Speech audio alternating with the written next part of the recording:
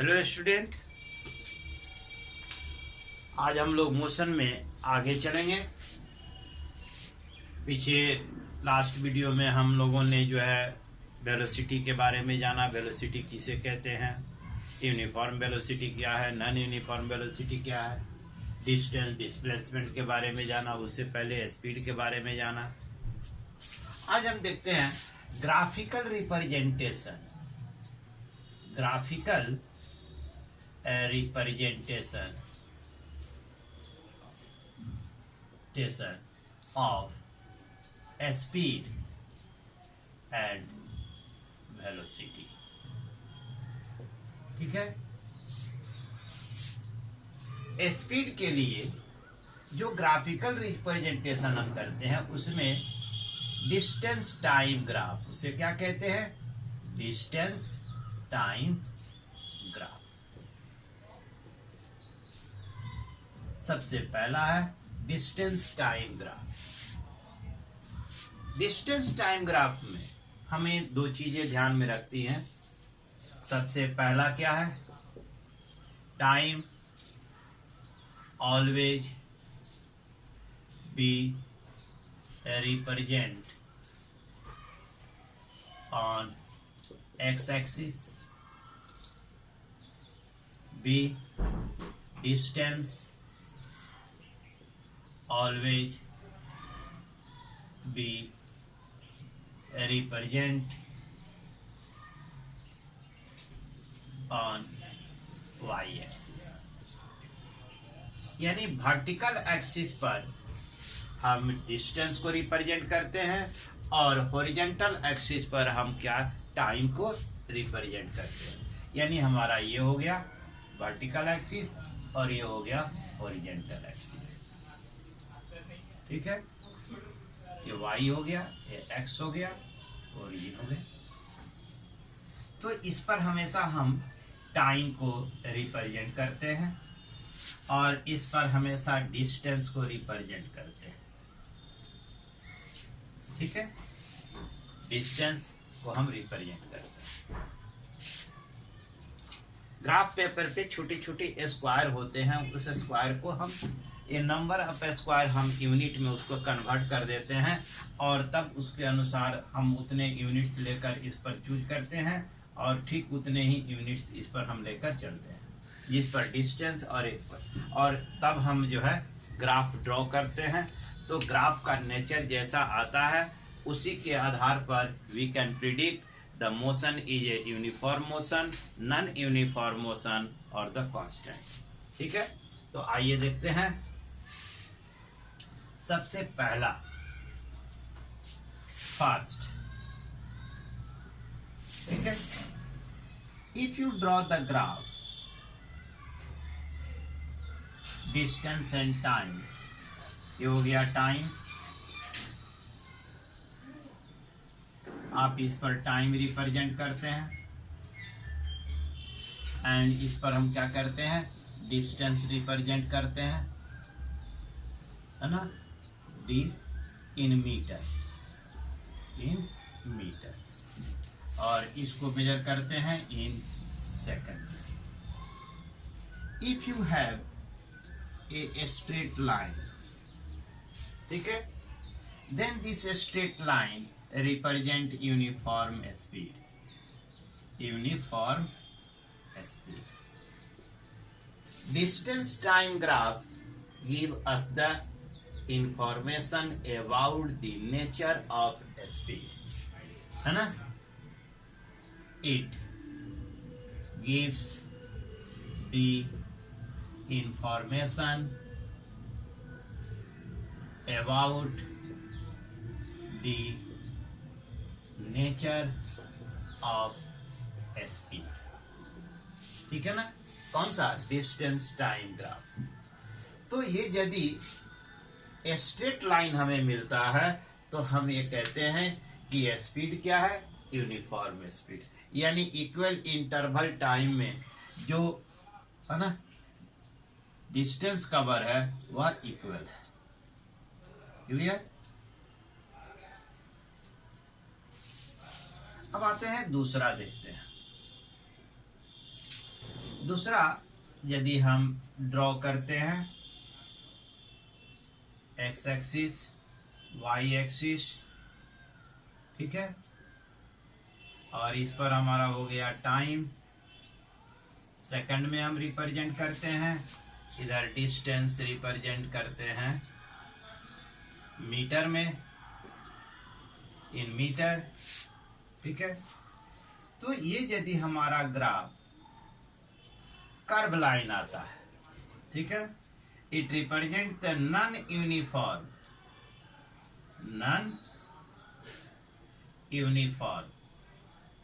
है ना SP,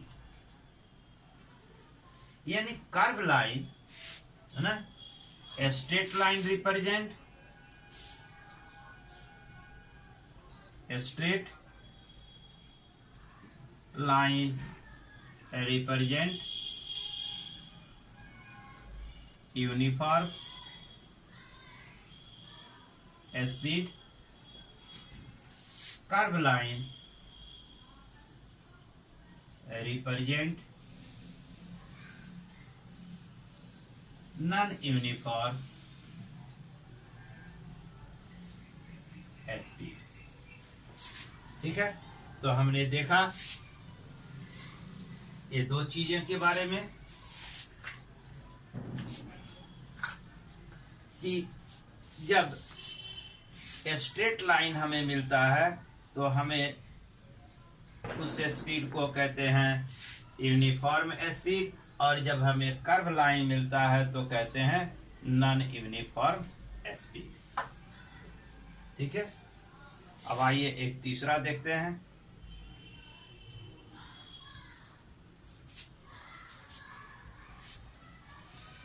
third देखते हैं।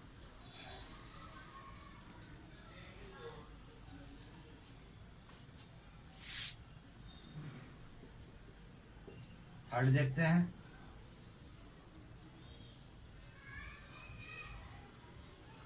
If you draw a graph between the time and the distance, यदि आप समय और दूरी के बीच में, ठीक है, आप ड्रॉ करते हैं ग्राफ और आपको, ठीक है,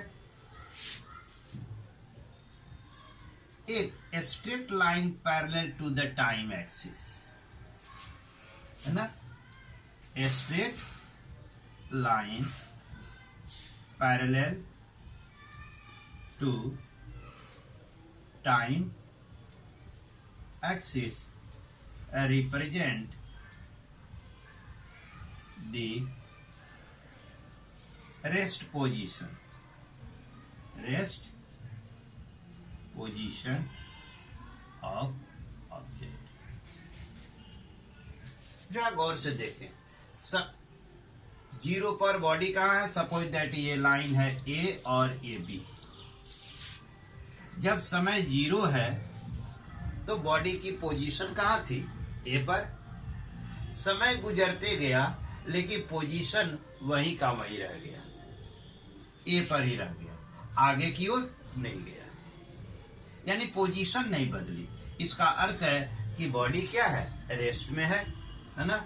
तो द स्ट्रेट लाइन रिप्रेजेंट, है ना, parallel, straight line parallel to the time axis represent the rest position of object. Object की या रेस्ट पोजीशन को बताता है। एक आता है नॉर्मली, आप देखें तो ये जो है ना थोड़ी सी हायर हो जाती है आपके लिए, ठीक है।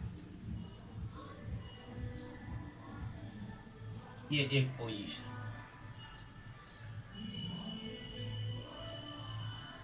ठीक है, X X dash, Y Y dash. इसमें देखें तो किसी एक समय का हम यदि चुनाव करें, किसी एक समय पर, तो ऑब्जेक्ट की पोजीशन, है ना, समय के साथ दो जगह पे नहीं हो सकती। निगेटिव और पॉजिटिव दोनों में नहीं हो सकता। उस फिगर को, जो फिगर अभी हमने आपको एक अभी इस साइड में ड्रॉ किया था, उसी फिगर को हम एक बड़े साइज में हम ड्रॉ कर रहे हैं, आप ताकि आपको समझने में थोड़ी सी और सुविधा हो जाए। ठीक है,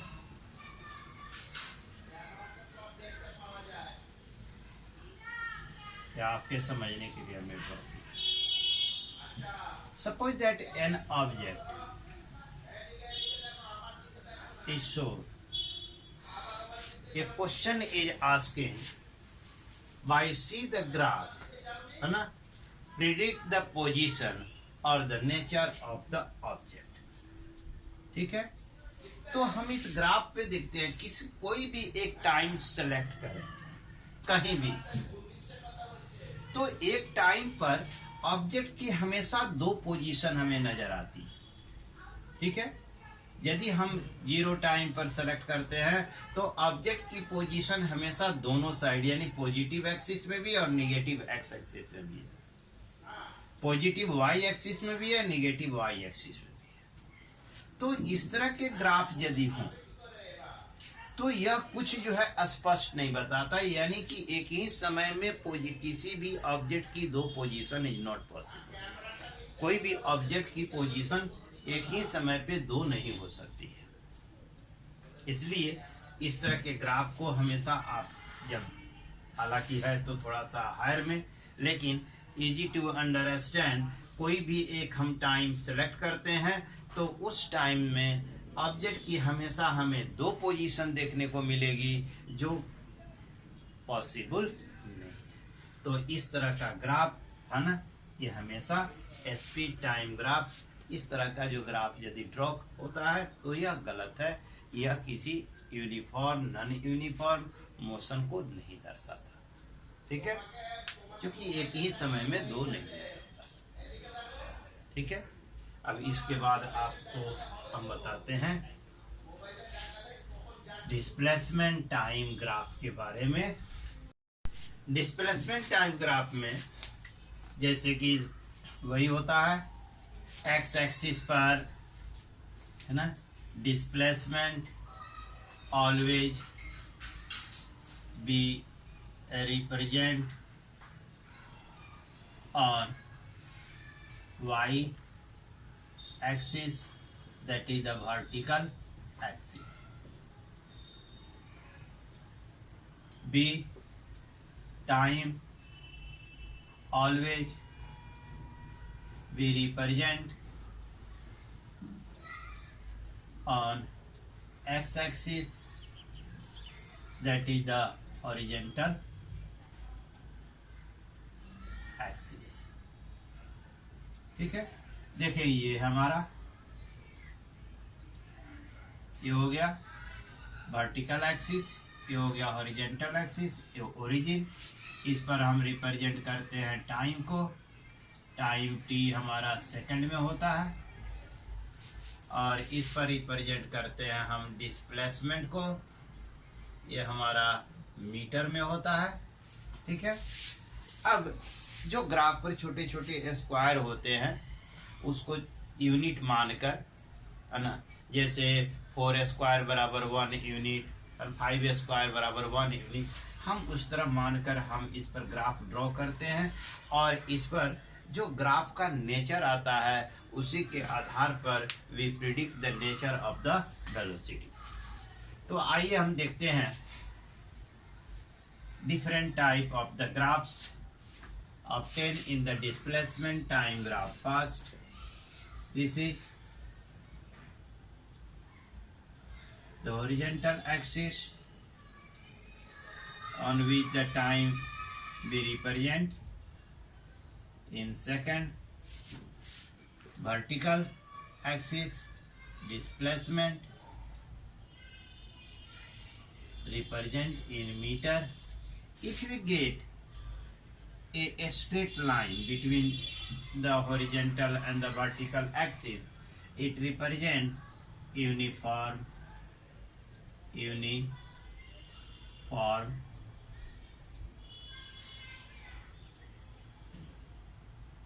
यूनिफॉर्म वेलोसिटी। यह किसको रिप्रेजेंट करता है? यानी ए straight line represent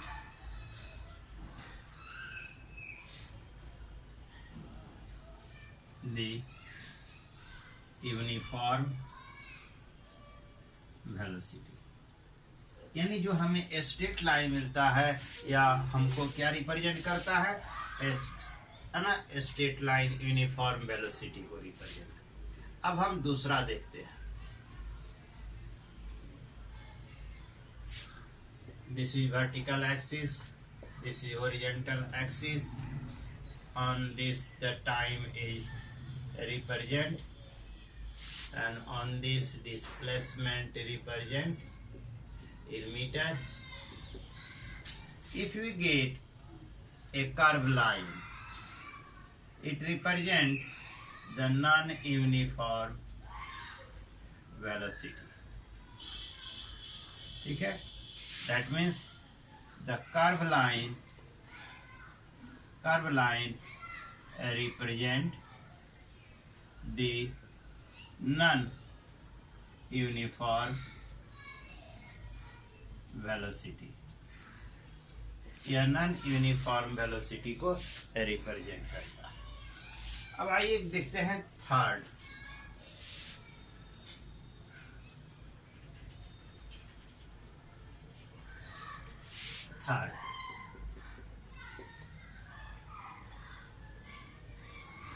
this is your time t second. This is your displacement s in meter, y axis, x axis. If we get a parallel line, a straight line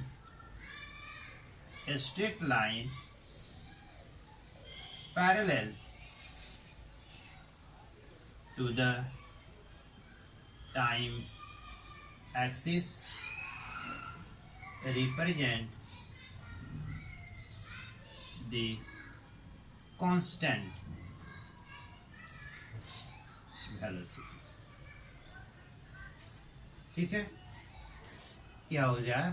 constant velocity.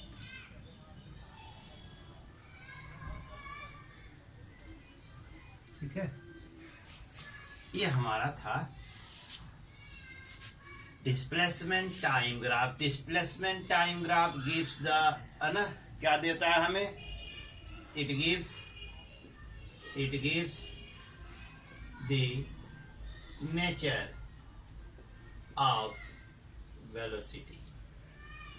यह जो है velocity की प्रकृति को बताता है कि uniform है कि नॉन यूनिफॉर्म है या कांस्टेंट। क्लियर? तो ये हमारा था डिस्प्लेसमेंट टाइम ग्राफ। ठीक है? अब देखते हैं